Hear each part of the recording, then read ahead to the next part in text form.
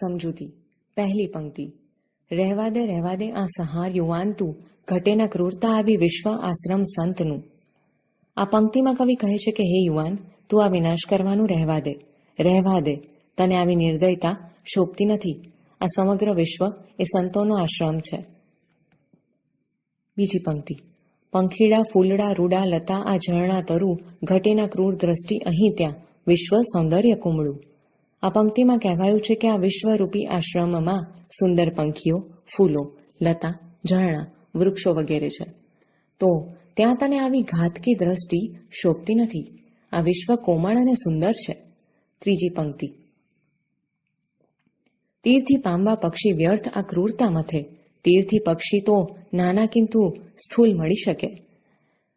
આ પંક્તિમાં કહેવાયું છે કે બાણ મારીને પક્ષી મેળવવા તું નાહકનો નિર્દયતાથી પ્રયત્ન કરી રહ્યો છે। બાણથી તને પક્ષી એટલે કે સૌંદર્ય નહીં મળે, પરંતુ કેવળ મૃત પક્ષી જ મળી શકે।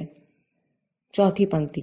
પક્ષીને પામવાને તો છાનો તું સુણ ગીતને, પક્ષી તેના પ્રભુ સાથે હૈયામાં મળશે તને, સૌંદર્યો વેડફી દેતા નાના સુંદરતા મળે। આ પંક્તિમાં કહેવાયું છે કે પક્ષીને મેળવવું હોય તો ક્યાંક છુપાઈને તું એના મધુર ગીત સાંભળ, તો પક્ષી તેના પ્રભુ સાથે તને હૈયામાં મળશે। સૌંદર્યનો નાશ કરવાથી સુંદરતા નહીં જ મળે। પાંચમી પંક્તિ। સૌંદર્યો પામતા પહેલા સૌંદર્ય બનવું પડે, સૌંદર્ય ખીલવું એ તો પ્રભુનો ઉપયોગ છે, પોષવું પૂજવું એનો ઉપભોગ છે।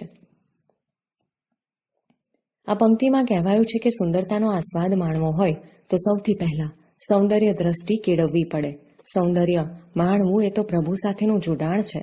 સુંદરતાનું જતન કરવું, તેનો આદર કરવો એ પ્રભુનો આનંદ માણવા જેવું છે। છઠ્ઠી પંક્તિ। રહેવા દે આ સંહાર યુવાન તું, બધે છે આ દ્રઢતા છાઈ તેમાં કઈ ભળવું ભલું। આ પંક્તિમાં કહેવાયું છે કે હે યુવાન, આ સંહાર કરવાનું તું રહેવા દે, ચારે બાજુ આ દ્રઢતા છવાયેલી છે, તેમાં થોડો ઘણો સહકાર આપવામાં જ આપણું ભલું છે।